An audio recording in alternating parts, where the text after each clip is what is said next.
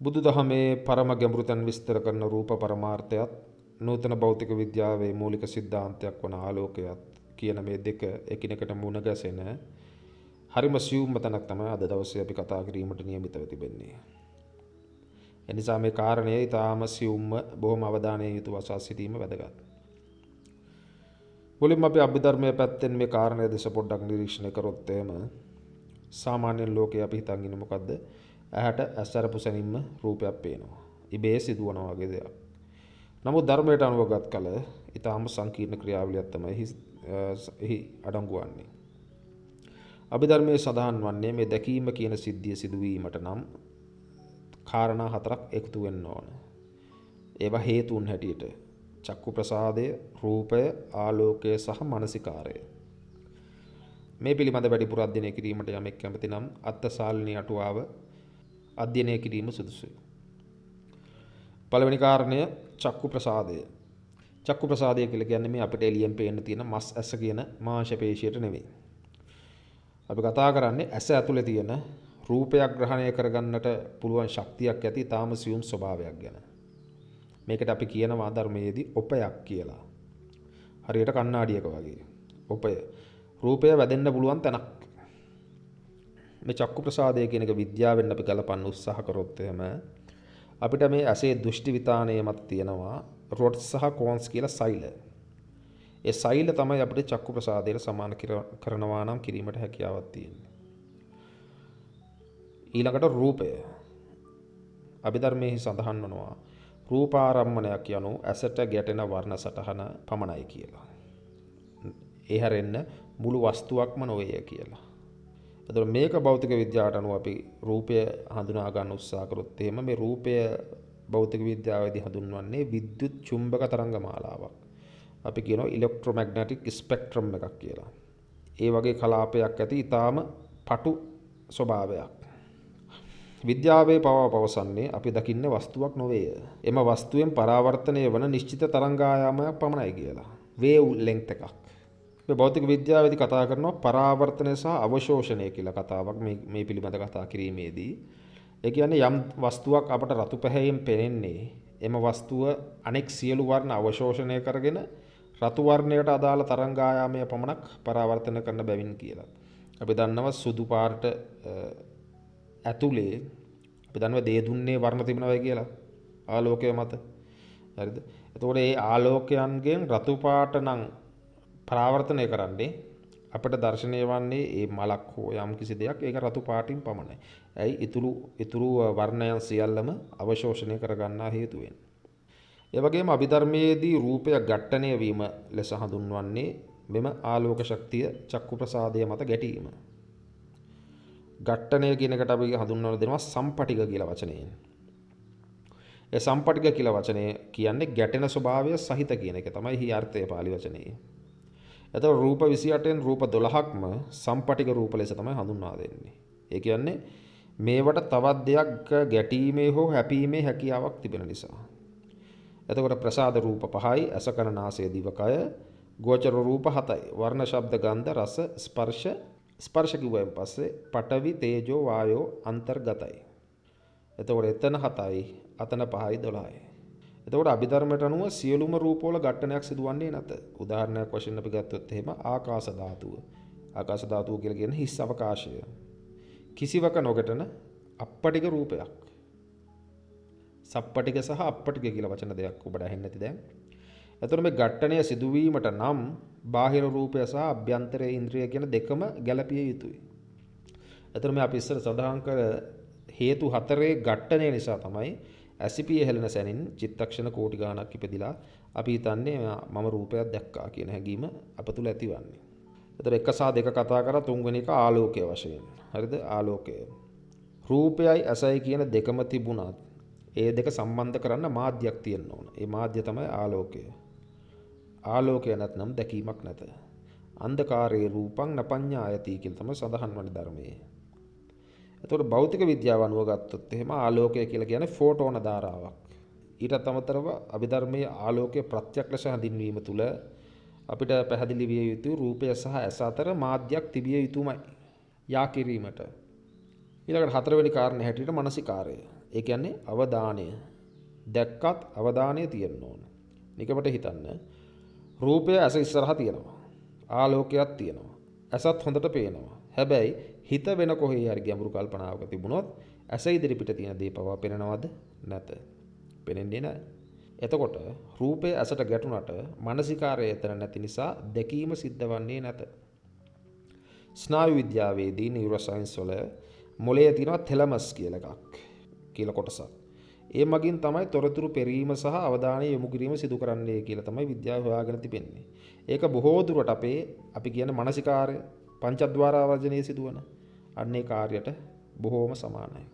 ඒ වගේම අපි මෙතනදී විශේෂයෙන් අවධානය යොමු කරන්න ඕන ප ဋ ාණම් මහ ප්‍රකරණයේදී මේ ආලෝකය හඳුන්වා දෙන්නේ නිකන් උදව්කරුවෙක් හැටියට නෙවෙයි. ඒකදී මේ ආලෝකය පෙන්වා දෙන්නේ රූපය ඇසට මුණ ගැස්වන්නට අත්‍යවශ්‍ය වන ප්‍රබල උපනිශ්‍රය ප්‍රත්‍යක් විදියට. මම මෙහෙම කියන්නම්. සාමාන්‍ය අපි කියනවා මම දැක්ක කියලා. නමුත් මේ ක්‍රියාවලිය දිහා බැලුවම මම දැක්කා කියන අත්දැකීම ඇතුලේ ස්ථිර මම කෙනෙක් සිටිනවාද? නැත. එතන තිබෙන්නේ හේතු හතරක් පමණයි. ඒ හේතු හතර එක මොහොතකට හමු වීමෙන් උපන්න වූ සිද්ධියක් එහෙම නැත්නම් ඒ ක්‍රියාත්මක වන ක්‍රියාවලියක් තමයි මම දැක්කා කියන වශයෙන් අපි හඳුනා ගැනීම සිදු කරන්නේ.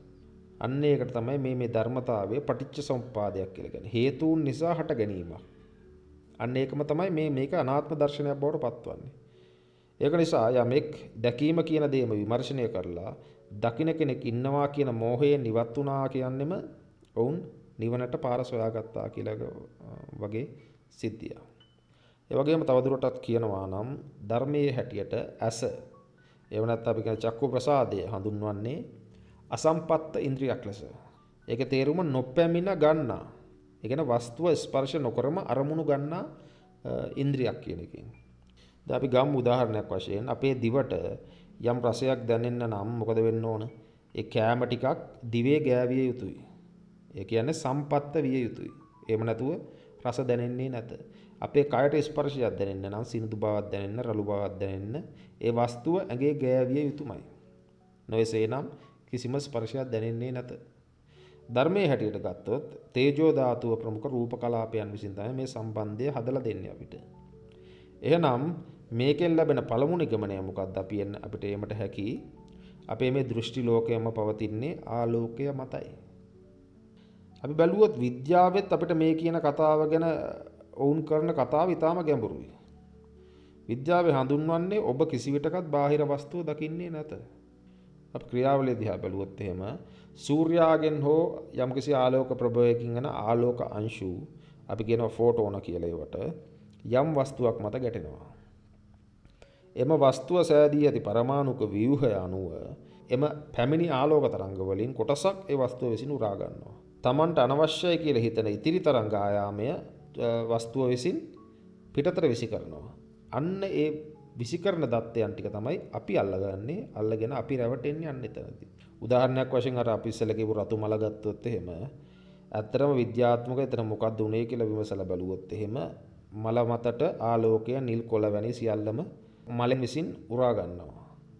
මල විසින් මට එපා කියලා ඉවතට කරන රතු පාට රිජෙක්ට් කරන රතු පාට කියන එක තමයි අපේ ඇසට පැමිණිලා ඉවරලා අපි කියන්නේ සම්මුතියේ මේ මල රතු පාටයි කියලා. නමුත් නුවණින් බැලුවොත් එහෙම මල විසින් රතු වර්ණය තබා ගත්තේ නැති හේතුවෙන් පමණයි අපට ඒ රතු පාට ලැබෙන්නේ. මල ළඟ තියෙන්නේ මොකද්ද? ඊතුරු අනිත් පාට ටික. අපි ළඟ තියෙන්නේ මොකද්ද? රතු පාට. එහෙනම් මේ ලෝකයම අපි මේ ආශ කරන උපාදානය කරගන්නා සියලුම වර්ණවත් රූප වස්තුන් විසින් ඉවත් කරපු දේවල්.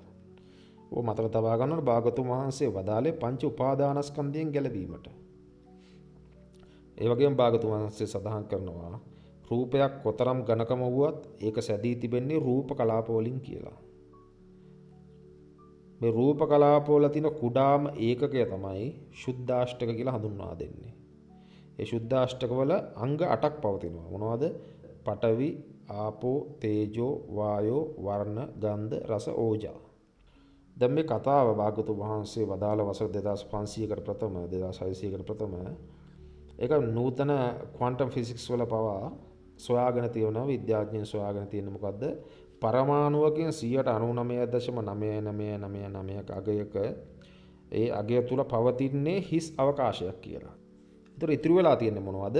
ඉතුරු වෙලා තියෙන්නේ ඊටාම ස්වල්පයක් මොනවද? ඉලෙක්ට්‍රෝන සහ ප්‍රෝටෝන වගේ උපපරමාණුක අංශු. නමුත් ඊට වඩා ගැඹුරට ගියොත් එහෙම ක්වොන්ටම් ෆීල්ඩ් තියරි කියලා එකක් තියෙනවනේ ඉගැන්වීමක්. එතකොට ක්වොන්ටම් ෆීල්ඩ් තියරි වල ඒගොල්ලෝ කතා කරන්නේ ඒවත් අංශු නෙවෙයි. ඒවා මුළු විශ්වයේම පැතිර ඇති ශක්ති ක්ෂේත්‍රවල ඇතිවන කම්පනයන් පමණයි කියලා. අපි භාග්‍යවතුන් වහන්සේ කතා කරනවා ආකාශ ධාතුව, පඨවි ධාතුවේ සැබෑ ස්වභාවය, අන්න ඒව ගැන කල්පනා කිරීමේදී කතා කිරීමේදී කම්පනයක් පමණයි ඇත්තේ කියලා. නමුත් පුද්ගලයාට වෙලා තියෙන්නේ පුද්ගලයා කල්පනා කරනවා හරි පරමාණුව හිස්නම් මම මේ බිත්තියට අත තිබ්බම ඇයි මට තද ගතියක් දැනෙන්නේ? ඒ බිත්තිය පිරී තිබෙන්නේ පරමාණු නිසා නෙවෙයි.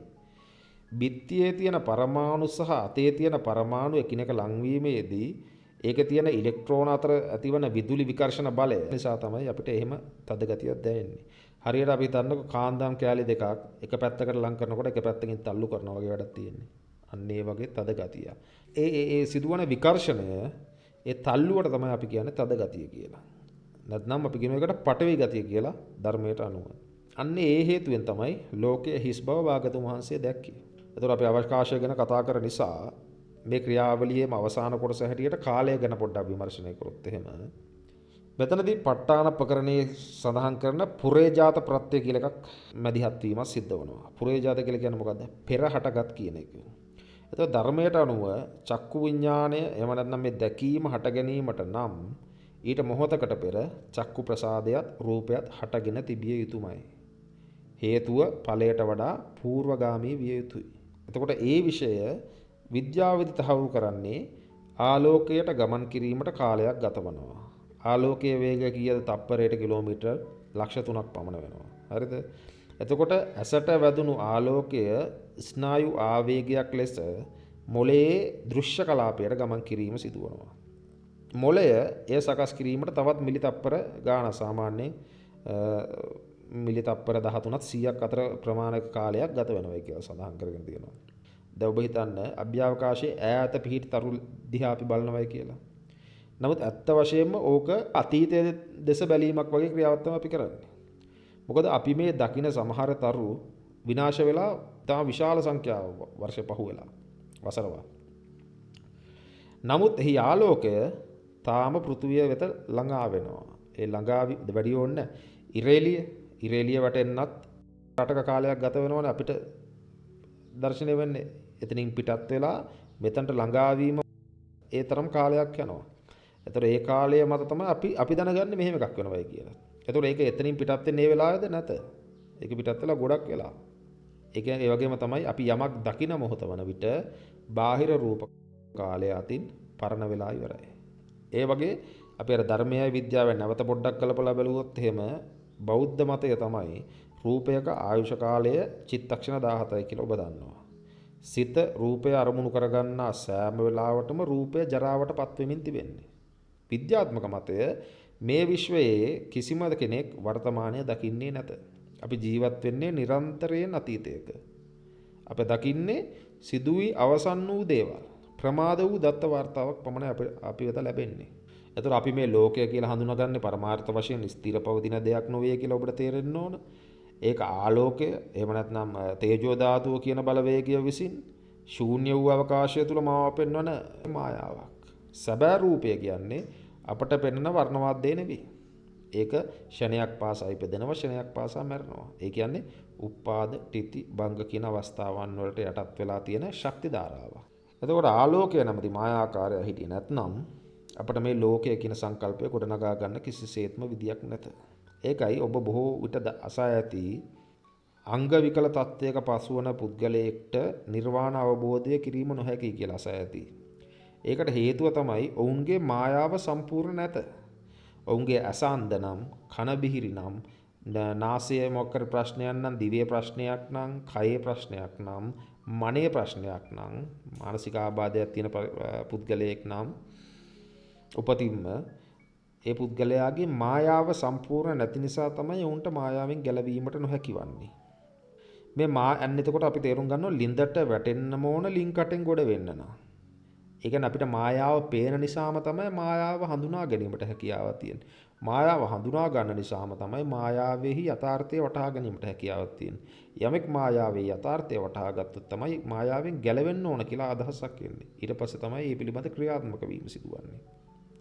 ඒක නිසා අපි කොයි වෙලෙත් හිතන්න ඕන බාහිර ලෝකයේ මේ තරම් අපිට විද්‍යාත්මකව සහ ආධ්‍යාත්මිකව අපිට පැහැදිලි කරලා තියෙද්දිත් මම දකින දේ සැබෑවක් කියලා අපිට හිතෙනවා නම් එතන ප්‍රශ්නයක් තිබෙනවා. අපි මීටත් වඩා ගැඹුරට ගිහිල්ලා අපේ සිරුර අභ්‍යන්තරයට ගිහිල්ලා මේ පිළිබඳ විශ්ලේෂණයක් කරනවා නම් අපි බලන්න ඕන මේ ආලෝක දත්ත ටික මොළයට ගිය පසු බාහිරින් ලැබෙන මේ ව්‍යාජ දත්ත ඇසුරින් අපි කොහොමද අතුලාන්තයේ මම සහ ලෝකය කියලා දෙයක් නිර්මාණය කරගන්නේ? අපි හිතනවනේ අපි බොහෝ පිරිස හිතන දෙයක් තමයි අපි මේ මුලින් දකින දේවල් අපි මේ දකින සියල්ලම පාට වර්ග මේ සියල්ලම එළියේ තිබෙනවා සහ අපේ ඇතුළෙත් තිබෙනවා. නමුත් විද්‍යාත්මකව හිතුවොත් එහෙම අපේ හිස් කබල ඇතුළේ තිබෙන මොළයට ඉපදුණු දා ඉඳන් මරණ දවස වෙනකම්ම ආලෝකය හමුවන්නේ නැත. එහෙනම් ඉතින් ඔළුව ඔපරේෂන් එකක් කරලා පලන කෙනෙක්ට ඇරෙන්න. එතකොට අපේ ඇත්තම මොළය පවතින්නේ ඝන අන්ධකාරයක. අපි කියන්නේ කෑලි කපන කළුවරේ කියලා. එහෙනම් අපිට පෙනෙන මේ ආලෝකය කෝ? මේ ලස්සන ලෝකය කොහෙද තිබෙන්නේ? ඇසට වැදෙන ආලෝක අංශු ඇස පිටිපස තියෙනවා දෘෂ්ටි විතානය කියලා. ඒ දෘෂ්ටි විතානයේ ගැටෙනවා. ඒ ගැටිල ඉවර වෙලා එතන සිදුවන සංකීර්ණ රසායනික ක්‍රියාවලියන් මගින් තමයි අර ආලෝකය විද්‍යුත් සංඥාව බවට පරිවර්තනය කරගන්නේ. දැන් එතකොට දෘෂ්ටි ස්නායුව දිගේ මොළය වෙත ගමන් කරන්නේ අර ආලෝකයේද? නැත. මේක ඇවිල්ලා ආලෝකයෙන් බාහිර වූ විදුලි ධාරාවක්. මෙන්න මෙතන තමයි ගැඹුරුම ධර්ම කාරණය මතුවෙන භාගතුන් වහන්සේගේ ධර්මයේහි. මේ මොළය කියන එක හරියට පිටත ලෝකය නොපෙනෙන වටේම බිත්ති බැඳලා තියෙන අඳුරු බංකරයක වාඩි වෙලා ඉන්න සොල්දාදුවෙක් මෝස් කෝඩ් කියලා තියෙන මෝස් කේත පණිවිඩ හුමාරු ක්‍රමය. අන්නේ මෝස් කෝඩ්ස් වලින් ඇතුළට පණිවිඩය දෙනවා. ඇතුළෙන් මේක හඳුනා ගන්නවා. ඒ අනුව කවදාවත් මොළය එළිය තියෙන දේ දැකලා නැහැ. අර මෝස් කෝඩ් එක විතරයි දැකලා තියෙන්නේ. එතකොට ඒ එන විද්‍යුත් සංඥාව කියවලා තමයි අපේ ගාව තියෙන අනුසය කෙලස් කියලා කියන ෆයිල්ස් ඔක්කොම ඇදලා ඉවරලා තමයි අර මතක ගබඩාවෙන් ඇදලා අරගෙන මේක මේ එළිය රතු පාටයි. මේ රතු පාට මලක්. මේක සුදු පාටයි. මේක කහ පාටයි කියලා හඳුනා ගැනීම සිදුවන්නේ වර්ණවත් ලෝකය නිර්මාණය කරන්නේ ඇතුළෙන්. දැන් අපි චිත්ත වීතියක් ගැන කතා කරා චිත්තක්ෂණ 17කින් අඩංගු වන. ඒක මුලින්ම සඳහන් වන්නේ අතීත භවාංග. ඒ කියන්නේ ගලාගෙන යන උපවිඥාන ධාරාව. ඊට පස්සේ සිද්ධ වන්නේ මොකද්ද? භවාංග චලනය. ඒ රූපය වැදීම නිසා ඇතිවන කම්පනය. මේ ලෝකයේ මුලටම ගියයින් පස්සේ මම කිව්වා කම්පන ස්වභාවයක් පමණයි ඇති කියලා. අන්නේ කම්පන ස්වභාවය. ඊළඟට මොකක්ද කියන්නේ? ආවර්ජනය. පංචද්වාරා වර්ජන. මොකද්ද මේ වැදුනේ කියලා හැරිලා බලනවා අපි. හිතලා බලනවා. හැරිලා බලනවා කියලා හිතන්න. ඊට පස්සේ පංච විඥාන. ඒ කියන්නේ දැකීම, ඇසීම, දැනීම යන ආදී වශයෙන්. ඊළඟට පිළිගන්නවා, ඊළඟට විමසනවා, ඊළඟට තීරණය කරනවා. අවසානයේ එනවා ජවන් සිත් 7ක්. මෙන්න මෙතනදී තමයි අපි මේ රූපයට ඇලෙන්නේ, හෝ ගැටෙන්නේ. රාග, ద్వේෂ. මේ ජවන් අවස්ථාවේදී.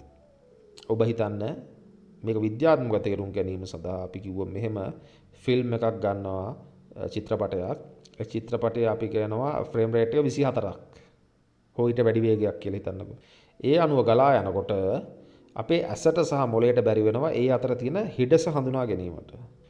එතකොට ස්නායු විද්‍යාවට අනුව මොළය තොරතුරු සකසන්නේ කොටස් වශයෙන්. ඒ කියන්නේ එක දිගට නෙවෙයි ස්නැප්ෂොට්ස් ගන්නවා අරගෙන තබා ගැනීමක් තමයි සිදු කරන්නේ. ඒක කියවා ගැනීමත් ඒ ආකාරයෙන් සිදු කරනවා. අන්න ඒ අනුව තමයි සිදුවීම සිද්ධ වන්නේ. නමුත් ධර්මයට අනුව අපි සඳහන් කරනවා රූපරාමු දෙකක් අතර හිස්තන පුරවනවායි කියලා යම්කිසි දෙයක්. ඒකට තමයි කියන්නේ භවාංග සිත කියලා. මේක නිසා කැඩි කැඩි යන ලෝකෙ අපිට පේන්නේ අර මේ ගලාගෙන යාමක් ලස්සනට. ඒ ගලාගෙන යාම නිසා අපිට හිතෙනවා මේක ඝන ලෝකයක් කියලා. අර මං ගියවර දේශනාවකදී සඳහන් කරා මේකට කියන්නේ අලාත චක්‍රය වගේ තමයි වෙන්නේ මේක. ගිනි පන්දමක් වේගයෙන් කරකවනකොට පන්දම නොපෙනී ගිහිලා ගිනි වලල්ලක් විතරයි පේන්නේ. සිතේ වේගය නිසා අපි මේ ලෝකයේ දෙස බලා රැවටීම සිදු වෙනවා. දැන් හිතන්න ඇස සහ මොළයක් තියෙනවා. රූපයක් තියෙනවා. නමුත් ඒත් මදි ප්‍රශ්නය තියෙන්නේ මේ සියල්ලම අයිති මම සිටින්නේ කොතනද? ස්නායු විද්‍යාවේ තියෙන ලොකුම නොවිසඳු ගැටලුව තමයි එක්ලස් කිරීමේ ගැටලුව. ඒක නිසා විද්‍යාත්මක අපි මොලේ දිහා බැලුවොත් පෙනීම පාලනය කරන්න වෙන තැනකින්, ශබ්දය පාලනය කරන්න වෙන තැනකින්, මතකයේ තියෙන්නේ ඊටත් වඩා වෙනස් තැනක. මේ කෑලි ඔක්කොම තියෙන්නේ තැන් තැන්වල විසිරලා. නමුත් අපි අත්විඳිනකොට යම් කිසි දෙයක් මම නැමැති පුද්ගලයෙක් එකවර හට ගැනීමක් සිදු වෙනවා. එතකොට කවුද මේ විසිරුණු කෑලි ටික ඔක්කොම එකට එකතු කරන්නේ? කවුද මේ නූල් ටික ගැට ගසන්නේ? ධර්මයට අනුව මේක පැහැදිලි කරන්නේ කවුරුවත් එකතු කරන කෙනෙක් නැත. හරිද? ගැට ගසන කෙනෙක් නැත. එතන තියෙන වේගයක්, හේතුඵල දාමයක්. නාම රූප ක්‍රියාවලිය ක්‍රියාත්මක වන ආකාරය මදුපිණ්ඩික සූත්‍රය හරහා යමෙක් බැලුවා නම් උන්ට පැහැදිලි වෙනවා කොහොමද මේක ක්‍රියාත්මක වෙන්නේ කියලා. සංඥාව, සංකාරය, විඥානය. සංඥාවෙන් කරන්නේ රූප හඳුනා ගැනීම. හරියට මෙන්න මේක මේ පාටයි. මෙන්න මේක මේ හැඩයයි කියන එක තමයි ඇත්තටම හඳුනා ගැනීම සිදුවන හැඩයක් තමයි එතනදි ගන්නෙ. සංකාරයෙන් සිදුවන්නේ ඒකට අර්ථකථනයක් දෙනවා. මේක හොඳයි, මේක නරකයි, මේක මගේ මොකක් කර එකක්. විඥාණයෙන් කරන්නේ මොකද්ද? මේකයි කියලා දැනගන්නවා. විඥානාති කියන ලක්ෂණය තමයි තියෙන්නේ විඥානයේ ඇතුළේ. මේකෙන් කරන්නේ මේක, මේකෙන් අරක, මේක සුදුසුයි, මේක නැtei කියන එක. මෙන්න මේ කොටස් වලට එනකොට තමයි භාගතුන් වහන්සේ හඳුන්වා දෙන්නේ පංච උපාදානස්කන්ධය කියන වචනය. එතකොට නූතන ස්නායු විද්‍යාත්මක පරීක්ෂණ වලට අපේ මොළයේ වම් අර්ධගෝලයේ තිබෙන භාෂා මධ්‍යස්ථානය මගින් නිරන්තරයෙන් කතාවක් ගොතනු ලබනවා කියලා ඒගොල්ලෝ කියනවා. එතකොට මේ මොළයේ ඒගොල්ලෝ පවසන ආකාරයට කරන්නේ විසිරලා පවතින දත්ත ටික ඔක්කොම එකතු කරලා මම මේක දැක්කා, මට මේක දැකලා තරහා ගියා වගේ කතාවක් කියලා ලේබල් එකක් ඇලවීම. ඊට පස්සේ ඊට වඩා ලොකු ප්‍රශ්නයක් එනවා. යන්න ප්‍රශ්නේ වැඩි වෙන එක වෙන්නේ. ලෝකය මායාවක් නම්, එය දකින මමත් මායාවක් නම් අපට මේ දැනෙන කාලය කියන්නේ මොකද්ද? අතීත, වර්තමාන, අනාගත කියලා කොටස් තුනකට බෙදෙනවනේ. ඒකත් මනසින් මවාගත්ත මිම්මක්ද? අභිධර්මයේහි සඳහන් කරන පරමාර්ථ ධර්ම හතරක් වාසය ඇති. චිත්ත, චෛතසික, රූප, නිබ්බාන. මේ හතර අතරේ කාලය කියා පරමාර්ථ ධර්මයක් නැත. ධර්මයට අනුව කාලය කියන්නේ ප්‍රඥප්තියක් පමණයි. ඒ කියන්නේ මනසින් පනවාගත් නාමයක් පමණයි. ඇත්තටම එහෙම දෙයක් නැත. ඇයි එහෙම කියන්නේ? කාලය කියලා දෙයක් අපිට අල්ලගන්න පුළුවන් වෙන්නේ යම් වෙනස් වීමක් සිදු වුණොත් විතරයි. සිතුවිලි වල හෝ රූපවල ඉපදීම, පැවතීම, නැතිවීම නිසා අපිට දැනෙන්න පුළුවන් කාලය ගියා. කාලය එන්න තියෙනවා. ඒක නිසා මොහොතකට හිතන්න ඕන අපි මේ විශ්වයේ කිසිම දෙයක් වෙනස් නොවි සියල්ලම තිබුණු විදියට ගල්ගැසී තිබුණා නම් කාලය කියලා දෙයක් පණවන්න බැරිය. ඒ වගේම ධර්මයේහි කාලය කුඩාම කොටස් වලට කැඩුවත් එහෙම අවසානම කුඩාම කොටසට කියන්නේ චිත්තක්ෂණය කියලා. අපි ඇසිපිය ගහන සුළු කාලයක් තුළ චිත්තක්ෂණ කෝටි ලක්ෂයක් ට්‍රිලියන ගණනක් ඉපදිලා නිරුද්ධ වෙලා යනවා. මම ජීවත් වෙනවා කියලා අපිට මේ දැනෙන්නේ මේ අධිවේගී සිත් පරම්පරාවක් එක දිගට ගලාගෙන යන නිසා. භෞතික විද්‍යාවට අනුව ගත්තොත් එහෙම ක්වොන්ටම් භෞතික විද්‍යාවේදී කාලයමයින කුඩා මේකකට කියන්නේ ප්ලාන්ක් කාලය කියලා. ඒ කුඩා කාලයක් ගැන කතා කිරීම තේරුමක් නැහැ විද්‍යාවට අනුව. ඒක නිසා විද්‍යාව හොයාගෙන තියෙන්නේ අපි කාලය හරහා ගමන් කරනවා නෙවෙයි, සත්‍ය වශයෙන්ම අපි කැටි ගැසුණු මොහොතවල් වල ෆ්‍රෝසන් මොමන්ට් කියලා කියන්නේ. අර චිත්‍රපටිය වගේම තමයි. කෙසේ හෝ වේවා ධර්මයේ ප ဋ ාණ ණය අනුව කියන්නේ పూర్වසිත නිරුද්ධ වී අනතුරුව පසුසිත උපදී කියලා. ඒ කියන්නේ සිත් දෙකක් අතරමැද ඊටාම සියුම් හිස්තනක් තිබෙනවා. අපි මේ හිස්තන දකින්නේ නැති නිසා කාලය අකණ්ඩයි කියලා අපි රැවටීමකට ලක් වෙනවා. අපිට අතීතය මතක. නමුත් අනාගතය මතක නැහැ. වීදුරුවක් බිඳුනොත් ආයෙ හැදෙන්නේ නැහැ. ඇයි කාලය එක පැත්තකට විතරක් ගලන්නේ? ප ဋ ාණ මහා ප්‍රකරණයේ මේක විග්‍රහ කරන්නේ හේතුඵල දාමයේ හැටියට. කාලය කියන්නේ හේතුව ඵලය අතර ඇති සම්බන්ධයක්. පුරේජාත ප්‍රත්‍යය සහ පච්චාජාත ප්‍රත්‍යය. පුරේජාත කියලා කියන්නේ හේතුව ඵලයට කලින් නැතිවිය යුතුය.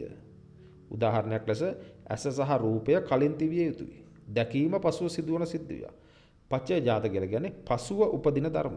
කලින් උපන් ධර්ම වලට උපකාර කරනවා කියලා කියන එක.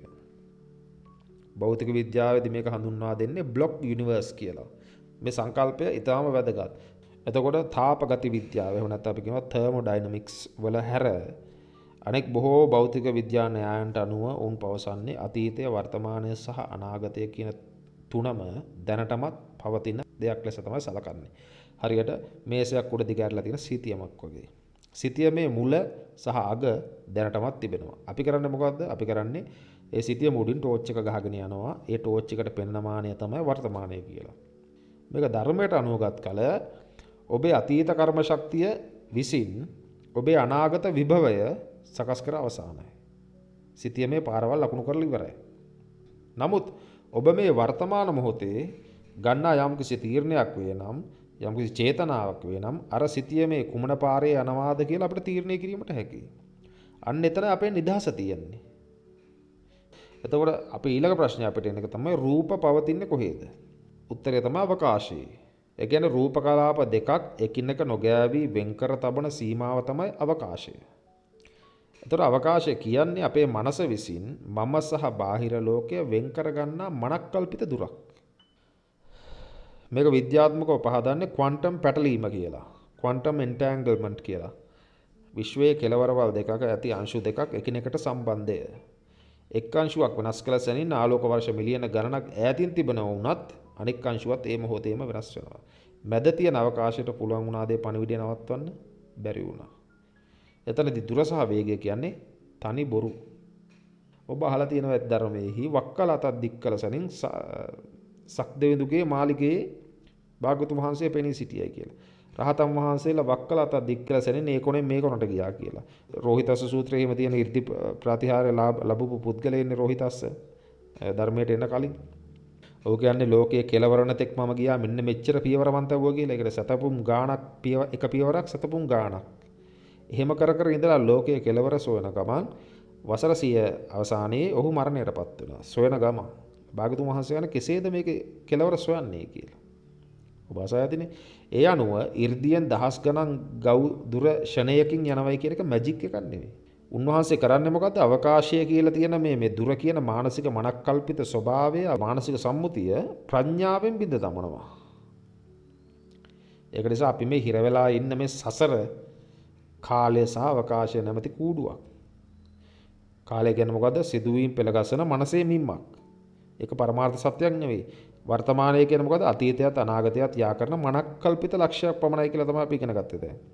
අවකාශය කියලා කියන්නේ අපිව ලෝකයෙන් වෙන් කරන මායිම. නමුත් සත්‍ය වශයෙන් භාගතුන් වහන්සේගේ ධර්මයේදී අතීතං නං වාගමෙය්‍ය නප්පටිකං කිය අනාගතං යදතිදම් පහීනන්තං අපත්තච්ච අනාගතං. අතීතය ගෙවි අවසන්. අනාගතය තවම ඉපිද නැත. වර්තමානයේ අල්ලා ගන්නා විටම නැති වී යයි. තරකේසේ නම් අපි ජීවත් වෙන්නේ කොහෙද? අපි ජීවත් වෙන්නේ අවිද්‍යාව නැමැති සිහිනයක් තුල පමණයි. දැන් අපේ මේ ගවේෂණයේ පළවෙනි කොටස් තුනේ අපි ඉතා වැදගත් නිගමන තුනකට යමුනා. ඔබට මතක ඇති රූපය කියන්නේ ආලෝකයේ මායාවක්. සිත කියන්නේ මොළයේ දත්ත සැකසුම් ක්‍රියාවලියක්. ලෝකය කියලා කියන්නේ කාලය සහ අවකාශය මත ගොඩනැගුණු සංකල්පයක්. තර්කයේසේ නම් මේ සියල්ල බොරු නම් සත්‍ය කුමක්ද? භාගතුන් වහන්සේගේ ධර්මයේහි අග්‍රඵලය වන්නේ මොකද්ද? නිර්වාණයනේ. නිර්වාණය ගැන කතා කිරීමේදී භාගතුන් වහන්සේ ලෝකයේ දෙස බැලිය යුතු ආකාරය ගැන මෝගරාජ මානවකයාට වේසනා කරපු ආකාර ශුඤ්ඤතෝ ලෝකං අවෙක්කස්සු මෝගරාජය සදාසතෝ. මෝගරාජය හැම කල්හිම සිහි ඇත්තේ ලෝකයේ හිස් දෙයක් ලෙස දකින්න. හැම කාලයේම සිහි ඇතුව ලෝකයේ හිස් දෙයක් ලෙස දකින්න. මේක අර්ථය කිසිවක් නැත කියන අර්ථය නෙවෙයි. හරයක් නැත කියන අර්ථය. එතකොට මේක අපි බැලුවොත් එහෙම නූතන විද්‍යාවේ එන ක්වොන්ටම් වැකියුම් කියලා කියන්නේ. හිස් අවකාශය පිළිබඳව. වැකියුම් එක. ඒක හිස් තැනක් නොවේය. ඒක අසීමිත ශක්තියකින් පිරුණු අංශු ඉපදෙමින් නැතිවෙමින් නැතිවන ක්වොන්ටම් ශාස්ත්‍රයක්. දැන් ඔබට ඇසී ඇති මම කියනවා සමහර වෙලාවට ශුන්්‍යතාවයේ අත්දැකීමේදී අර මගේ දේශනාවක් තිබුණා අහසට ඇණයක් ගැසීම කියලා.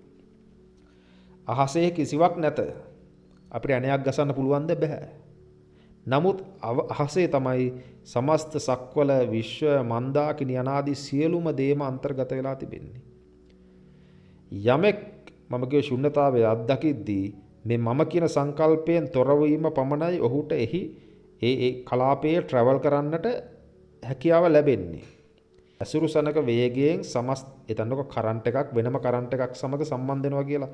විද්‍යුත් ධාරාවක් වෙන විද්‍යුත් ධාරාවත් එක්ක සම්බන්ධ විද්‍යුත් පරිපථයක් එක්ක සම්බන්ධ වෙනවා මුළු විශ්වයේම දත්ත ඇසුරු සැනකින් ගැනීමට හැකිද? ඉන්ටර්නෙට් එක අපි කම්පියුටර් අපි දැන් මෙතන ඉන්නවා කම්පියුටර් එක තියාගෙන. ඉන්ටර්නෙට් එකට සම්බන්ධ වුණ ගමන් මුළු විශ්වයේ ඕනෑම තැනක දත්තයක් අපිට ගැනීමට හැකියාවක් තියෙනවනේ. අන්න ඒ වගේ සිද්ධියක් තමයි ශුන්්‍යතාවයේ අවබෝධ කරන පුද්ගලයා යන්නේ.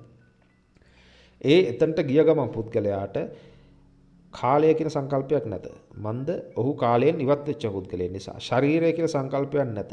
ඒ හේතුවෙන් පුද්ගලයාට සම්පූර්ණ දත්තය අපි ටෝච් එකක් ගණන්ධකාරයේ පත්තු කරලා ගන්න ඔෆ් කරනකොටම අසුරු සනක වේගයෙන් පත්තු කරලා ඔෆ් කරනකොටම ඒ බාහිරයේ තිබෙන දත්ත සියල්ලම අරගෙන ඇවිල්ලානේ ඔෆ් වෙන්නේ. අපිට පේනවනේ මෙතන මේක තිබුණා අරක මේක තිබුණා කියලා. අන්න ඒ වගේ ශුන්‍යතාවය අවබෝධ කරන කෙනාගේ කාලය කියන කතාවක් නැති නිසා ඒ පුද්ගලයාට ඒ තුල කාලයක් නැත. ඒ පුද්ගලයා සමස්ත විශ්වයේම යථාර්ථය අසුරු සනක වේගයෙන් පැහැදිලි කරගන්නවා. ඕක පැහැදිලි කිරීම 4 ආකාරයකින් සිදුවනවා. හරිද? එතකොට ඒකට තමයි කියන්නේ යග්ගදා පහරවල් 4ක් මහ මුහුදට හෙළන කෙනා. මුහුදු පත්ල නිවැරදි ආකාර 4 වෙනි පාර ගහලා ආයි 5 පාරක් ගන්න ඕනේ කියලා ගන්න නැත. පළවෙනි පාර ගන්නවා, දෙවෙනි පාර ගන්නවා, තුන්වෙනි පාර ගන්නවා, හතරවෙනි පාර ගැහුවා පස්සේ සක්සුදක්සේ අවබෝධ කරගෙන අවසන්. 6 7 ගැහුවා කියලා තීරුමක් නැත. ඒක බලන දෙයක් තව නැත. ඒක නිසා මේ විද්‍යාවේ සඳහන් කරන අසීමිත ශක්තියකින් පිරිච්ච මේ වැකියුම් එක පිළිබඳ ශාස්ත්‍රය සහ ශුන්‍යතාවය කියන ශාස්ත්‍රය සමානයි. විශ්වයේ තියෙන සියලුම ද්‍රව්‍ය සියලුම සමස්තයම හටගන්නේ මේ ශුන්‍යතාවය තුල ඇතිවන తాවකාලික කැළඹීම් නිසා. ෆ්ලක්චුවේෂන්ස් කියලා කියන්නේ මේකට. ඒ කැළඹීම නැති වූ විට අංශුව නැවත ශුන්‍යතාවයේ දියවි යනවා. මුහුදේ රළ නැගිලා නැවත මුහුදටම එකතු වෙනවා. ඒක නිසා නිර්වාණ ධාතුව කියලා කියන්නේ විනාශ වීමක් හෝ නැතිවීමක් ගැන නෙවෙයි, කැළඹිලි සහිත සකස් කිරීම. එහෙම නැත්නම් සංකාරය නතර කිරීම. ඒ මහන්සිය නිවා දැමීම. තේසං වූප සමෝසුකෝ. තේසං වූප සමෝසුකෝ කියලා කියන්නේ ඒ සංස්කාරයන්ගේ සංසිඳීම සුවයකි. මොකද ඊටාම ගැඹුරු කතාවක් කතා කරේ අපි අද. නමුත් යමෙක්ට අහන්න හිතෙනවා ඇති සියල්ල ශූන්‍ය නම් නිවන් දකින්නේ කවුද? ක්වොන්ටම් විද්‍යාවේ තිබෙනවා නිරීක්ෂක ආවරණය, ඔබ්සර්වර් ඉෆෙක්ට් කියලා එකක්. සිද්ධාන්තයක්. නිරීක්ෂකයා බලාගෙන ඉන්නකම් අංශුවක් හැසිරෙන්නේ එක විදියකට, අහක බලාගත්තම හැසිරෙන්නේ තවත් විදියකට. භාගතුන් වහන්සේ දහමේ ගැඹුරුම තැන මේක තමයි. අපි හිතාගෙන ඉන්නේ මම මේ ලෝකය දිහා බලාගෙන ඉන්නවා කියලා. නමුත් භාගතුන් වහන්සේ කියන්නේ බැලීම නිසා මම නිර්මාණය වෙනවා කියලා. නිවන් දකින්නවා කියලා කියන්නේ කෙනෙක් කොහේ හරි ලස්සන තැනකට යන එකක් නෙවෙයි. නිවන් දකින්නවා කියලා කියන්නේ නිවන් දකින්නට කෙනෙක් නැත කියලා පරම ප්‍රත්‍යක්ෂ අවබෝධයක් ලබා ගැනීම. නිවන් දකින්නට කෙනෙක් නැත්නම් දුක වඳින්නට කෙනෙක් නැත. ක්‍රියාව ඇත, කරවන්නෙක් නැත. නිවන ඇත, නිවි යන්නෙක් නැත. දුක්ඛ මේවහි න දුක්ඛී කාරකෝණ කිරියාය විච්ඡති. අත්ති නිබ්බුති න නිබ්බුතෝ පුමා මග්ගමත්ති ගමකෝ නවිච්ඡති. දුක පවතී නමුත් දුක විඳින්නෙක් නැත. ක්‍රියාව පවතී නමුත් කරවන්නෙක් නැත. නිවන පවතී නමුත් නිවන් දකින පුද්ගලයෙක් නැත. මග පවතී නමුත් ගමන් කරන්නෙකු නැත. දැන් එනවා කෙනෙක්ට ප්‍රශ්නයක්. රළ පහරක් මුහුදට දිය වී ගියා. මම නැමැති ශක්ති පුංජය විශ්වීය ධර්මතාවයට එකතු වීමක්ද මේ නිවන කියන්නේ? නැත. ඊට වඩා ගැඹුරු හේතුඵල ධාමෙහි විසන්ධි වීමක් තමයි මෙහි සිද්ධ වන්නේ. ඒ පිළිබඳ විමසීමට ක්වොන්ටම් විද්‍යාවේ තියෙන ප්‍රසිද්ධ සහ විසඳ ගන්න අමාරුම ගැටලුව තමයි මිනුම් ගැටලුව. විද්‍යාඥයින් පවා මේක හමුවේ වික්ෂිප්ත වෙලා ඉන්නේ. ඉලෙක්ට්‍රෝනයක් දැස බලන තුරු එය පවතින්නේ තරංගයක් ලෙසයි. ඒකට නිශ්චිත තැනක් නැත. ඒක එකවර තැන් කිහිපයක පවතිනවා. නමුත් කවුරුන් හෝ එය මනින විට ෂණිකව එය අංශුවක් බවට පත් වෙලා එක තැනක පිහිටනවා. මේකෙන් කියවන භයානකම ඇත්ත මොකද්ද? ලෝකය ඝන වස්තුවක් ලෙස ගල් ගැසෙන්නේ නිරීක්ෂකයෙක් එහෙම නැත්නම් සිත එය දෙස බලන විට පමණයි. අහක බලනකොට ලෝකය තරංගයක්, බලනකොට ලෝකය අංශුවක්. අන්න ඒක තමයි විද්‍යාත්මක මේ පිරිස් හොයාගන්නේ. ගල් ගැසෙන්නේ ඝන ලෝකයක් ඇතිවන්නේ නිරීක්ෂකයේ පවතින කල පමණයි. ඒව නැත්නම් අංශු මාත්‍රයන් පමණයි. භාග්‍යවතුන් වහන්සේ උගන්වන්නේ මෙන්න මේ නිරීක්ෂකයා නැති කරන ක්‍රමය. අපි කරන්නේ සාමාන්‍යයෙන් ලෝකයේ දෙස මම කියන කෝණයෙන් බැලීම. මම බලන්නා රූපය පෙනෙනවා. මේ දෙක අතර ගැටුම තමයි සංසාරය කියලා කියන්නේ. නමුත් රහතන් වහන්සේ කෙනෙක් ලෝකය දකින්නේ භාග්‍යවතුන් වහන්සේ දාරුචීරියට වදාලා වගේ දිත්තේ දිට්ඨමත්තම් භවිස්සති. දැකීමක් පමණයි. දකින්නෙක් නැත. බාහ්‍ය දාරුචීරිය කියන්නේ භාගතුන් වහන්සේ නම් කරේ භාගතුන් වහන්සේ අඩුම වශයෙන් මහන්සි කරපු පුද්ගලයා. රහතන් වහන්සේ රහත් වුණා, එතනම පිරිනිවන් පෑවා. භාගතුන් වහන්සේ උන්වහන්සේට කිව්වේ මොකද්ද? රහතන් වහන්සේ කෙනෙක් දකින ආකාරයෙන් ලෝකය දකින්න. තිත්තේ දිට්ඨමත්තම් භවිස්සති, සුතේ සුතමත්තම් භවිස්සති, මුතේ මුතමත්තම් භවිස්සති, විඤ්ඤාතේ විඤ්ඤාතමත්තම් භවිස්සති. එහෙම බැලුවොත් බාහිය ඔබට මෙහෙම පෙනේවි. එහෙම දැනුනොත් බාහිය ඔබට මෙහෙම දැනේවි. අන්න ඒ ආකාරයෙන් තමයි භාගතුන් වහන්සේ දකින්නෙක් නැත යන සිද්ධාන්තය තමයි පැහැදිලි කරේ. නිරීක්ෂකය එහෙම නැත්නම් මම අයින් වුණු විට තරංගයේ මාංශුවක් බවට පත් කිරීමට කෙනෙක් නැති නිසා ලෝකය සකස් වන්නේ නැත. ඉතිරි වන්නේ ශුද්ධ වූ ධර්මතාවය පමණයි. හොඳම උදාහරණයක් ගෙනාවොත් එහෙම විද්‍යාත්මක උපමාවක් හැටියට පරිගණකය ක්‍රියාත්මක වන්නේ සොෆ්ට්වෙයාර් ප්‍රෝග්‍රෑම් වලින්නේ. ඒ ප්‍රෝග්‍රෑම් එකේ තියෙනවා දෝෂයක්. ඒ කියන්නේ අපි තුමු වෛරස් එකක් කියලා. ඒ වෛරස් එක නිසා එක දිගටම අනවශ්‍ය ෆයිල් හද ඉන්නවා. ඒකට තමයි අපි කියන්නේ කර්ම රැස් කරනවා කියලා. පරිගණකය රත් කරනවා. අපිත් රත් වෙලා ඉන්නේ. යම්කිසි කෙනෙක් ඇන්ටි වෛරස් එකක් දාලා ඒ වෛරස් එක අයින් කරලා දැම්මොත් එහෙම කෙනෙක් අහනවා ඒ වෛරස් එක මරුණෙන් පස්සේ ඒ වෛරස් එක ගියේ කොහාටද? අපි දෙන්න ඕන පිළිතුර මොකද්ද? කොහෙටවත් ගියේ නැහැ. ඒක තිබුණේ කෝඩ්ස් ටිකක් කේතය මැකුවෙන් පස්සේ ක්‍රියාවලිය නතර වුණා. ධර්ම විග්‍රහයත් එච්චරයි. නිවන් දකින්නේ පුද්ගලයෙක් නෙවෙයි. පහනක දැල්ල නිවි ගියාම දැල්ල ගියේ කොහෙද කියලා අහන එක කිසි තේරුමක් නැති කියලා. දැල්ල ගියේ කොහෙද කියලා කියන්න බෑ. උතුරටද දකුණටද නැගෙනහිරටද බස්නාහිරටද ගියේ කියලා කියන්න බැරි ආකාරයෙන් නිවි යනවා. නිවන් දකින්නේ දුක පමණයි. භාගතුන් වහන්සේ වදාළේ දුක්ඛ මේවහි සම්භෝති දුක්ඛං තිට්ඨති වේතිච කියලා. ඒ කියන්නේ දුකම උපදී දුකම භවති දුකම නැති වී යයි. ඊට අමතරව කෙනෙක් නැත. සංසාරය කියන්නේ වැරදි දත්ත සැකසුම් ක්‍රියාවලියකට. නිවන කියන්නේ ඒ දත්ත සැකසුම් නිවැරදි කිරීම සහ අවසානයේ සිස්ටම් එක ෂට් ඩවුන් කරලා දැමීමක් වගේ. ඒක නිසා අපි මේ දේශනාව ආරම්භයේදී ඇස සහ රූපය පෙනීම ආලෝකය ගැන කතා කරමින් නිවන හඳුන්වන්නේ අසංකත ධාතුවක් ලෙසය. ඒක සතර මහා භූතයන්ගේ සැදුණු එකක් නොවේය. ඒ නිසා එතන ආලෝකයක් නැත. ආලෝකය නැති නිසා කාලයක් නැත. කාලය නැති නිසා ඉපදීමක් හෝ මරණයක් නැත. හරියට සිනමා පටයක ප්‍රොජෙක්ටර් එක නිවා දැමුවෙන් පස්සේ තිරය සුදු පැහැති වෙනවා වගේ වැඩක් කිය. අපට උනේ චිත්‍රපටය හෙවත් සසර පෙන්වනකොට අපට තිරය කියන නිවන අමතක වුණා. අපි රැවටුනේ තිරයේ වටුණු වීරයාට සහ දුෂ්ටයාට. නමුත් චිත්‍රපටය නැවතුණු විට අපිට පෙනුනේ මුල සිට මෙතන තිබුණු ඒකාන්ත සාමයක්. මුල සිට මෙතන තිබිච්ච නිදහසක්. නිවන හැමදාම තිබුණා අපි කලේ චිත්‍රපටය දිහා බලාගෙන අඬපු එක විතරයි. අපි මේ ආකාර වූ ගැඹුරු ගවේෂණයකින් ප්‍රායෝගික පණිවිඩයක් ලබා ගත්තා. රැවටෙන්න එපා. ඔබ දකින දේ ඔබේ ඇසට එන ආලෝක කිරණ මායාවක් පමණයි. ලස්සන හෝ කැත කියලා දෙයක් භෞතිකව නැත. ඒක මනසේ ඇඳිලා තියෙන චිත්‍රයක්. අල්ලගන්න එපා. ඔබ අල්ලගන්න හදන හැම මොහොතකම අල්ලන විටත් අතීතයට ගොස් සමාරයි. වර්තමානයේ කියන්නේ අල්ලාගත නොහැකි සිහිනයක්. බය වෙන්න එපා කිසිම කෙනෙක් මම මැරෙනවා කියලා කියන්නේ බොරුවක්. මැරෙන්න මම කියලා කෙනෙක් ස්ථිරව කවදාවත් හිටියේ නැත. තිබුණේ ශක්ති හෝ මාරුවක් පමණයි. බැටරිය බැස්ස ගමන් විදුලිය විශ්වයට එකතු වුණා වගේ. මේ ජීවිතය නිම වූ විට හේතුඵල ධාමය අනුව ඊළඟ තැන සකස් වීම සිදු වෙනවා. මේ මායාව නවත්වන්න එකම ක්‍රමය තියෙන්නේ මායාව දෙස බලා සිටින නිරීක්ෂකයා. ඒ කියන්නේ තෘෂ්ණාව සහ විද්‍යාව ඉවත් කර ගැනීම. ආරම්භයේදී අපි කතා කළ පරිදි හිරු එළියේ සඟුණු අභිරහස තමයි මෙන්න මේක. හිරු එළිය නිසා තමයි මේ සමස්ත ආරම්භය සිදුවන්නේ. ආලෝකයන් වර්ග 4ක් ගැන භාගතුන් වහන්සේ සඳහන් කරනවා. සූර්යප්‍රභා, චන්දප්‍රභා, අග්නිප්‍රභා, ප්‍රඥාප්‍රභා. ප්‍රඥාප්‍රභා අන්තිමට දාලා තියෙන්නේ භාගතුන් වහන්සේ කියන්නේ මේ ප්‍රභාවයන් අතර උපරිම ප්‍රභාවය තමයි ප්‍රඥාව. එතකොට ප්‍රඥාව නැමැති ආලෝකය ආවිත හිරු එළියෙන්ම විච්ච ලෝකයේ අතුරුදහන් වෙලා ගියා. සදාකාලික සත්‍ය මත වෙනවා.